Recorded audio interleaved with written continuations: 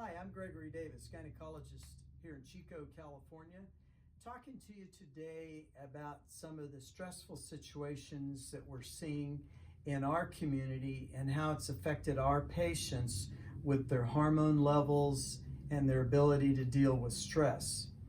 As you know, Chico's in Butte County, and Butte County has kind of suffered a lot of things related to the fire in 2018, and then the fires again this summer, and not to mention the evacuations and power outages and ash and all of those things. And then you throw in the pandemic, it's just been devastating for our patients.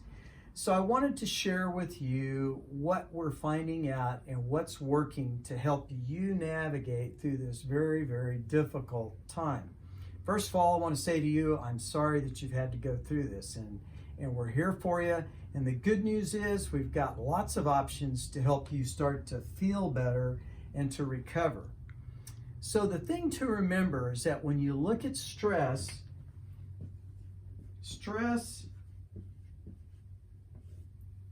has a tremendous effect on your estrogen levels. If you're before menopause and you have ovaries making estrogen and you get stressed, what's going to happen? Your estrogen levels are going to go down. They're going to drop because estrogen is one of your stress hormones. So when you get extremely stressed, your body sucks up that estrogen. Now, how do we know that?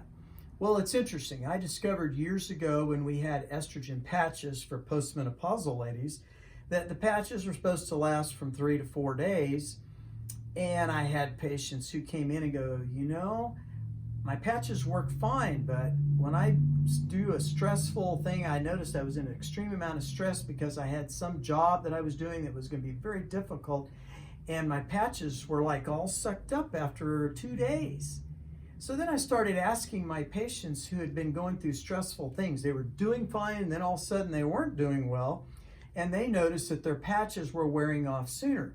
So what that was telling me is that these postmenopausal ladies, their ovaries are not making estrogen. They're depending upon their patches. They were sucking it up, and their patches were wearing off early. Well, then they didn't do so well. So all of a sudden, because of that, I've always told my patients that whatever estrogen they're on, when they get stressed, you need to up that dose to correlate and to compensate for that.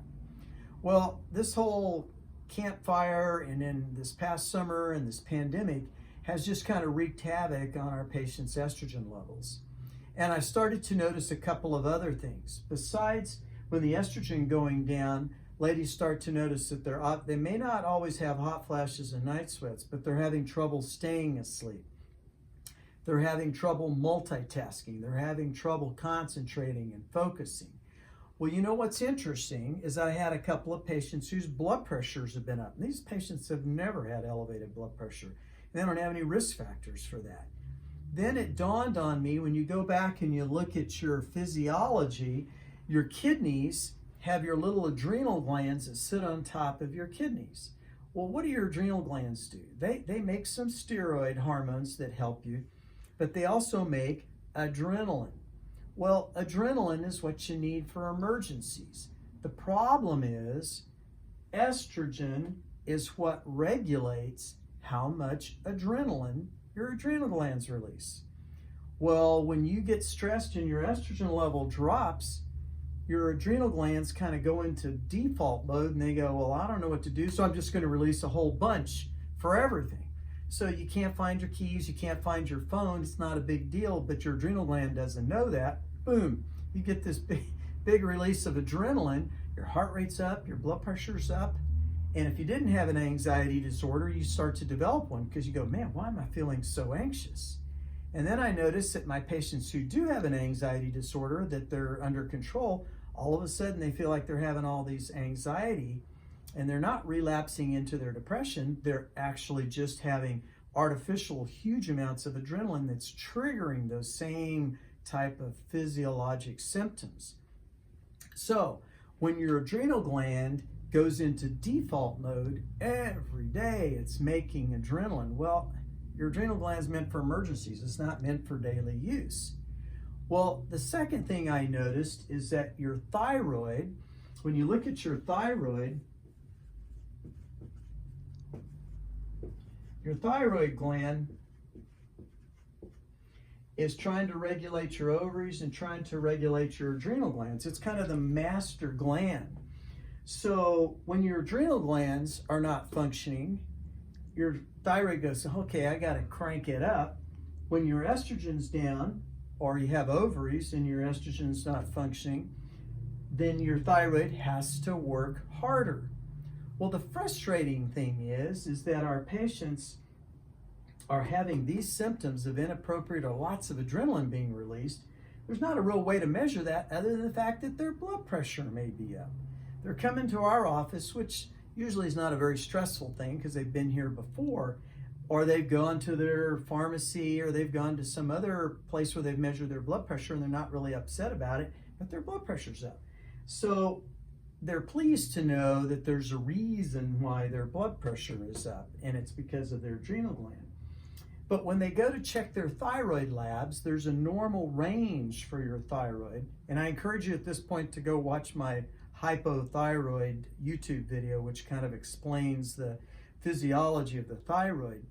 But suffice it to say that when your thyroid has to crank it up during these extreme stressful situations, it starts to become sluggish. So even though your lab values are normal, you're still having the problems of low thyroid. So what are those? Hair loss, fatigue, you're getting cold all the time, hands and feet are cold, you're gaining weight, your nails are starting to crack, constipation, dry skin. All of those symptoms can start to occur. Now, I've noticed here in Butte County, I mean, everybody was already stressed, but when the pandemic hit, and now all of a sudden, everybody that's related to the school system and teaching and all of those things, it's just been extremely difficult. And so all of a sudden, I'm finding out that we're needing to up our estrogen doses, we're needing to titrate that up for our patients, and we're needing to either start them on thyroid or to up their dose of thyroid. It's been going on now for several years.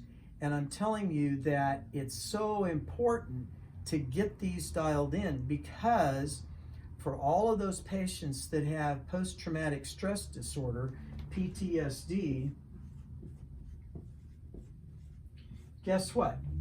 When you have PTSD, it's a lot easier and you have a lot better success with treatment if your estrogen levels in the normal range and your thyroid is dialed in really tight, which is the way we do it, and we talk about that in our other video.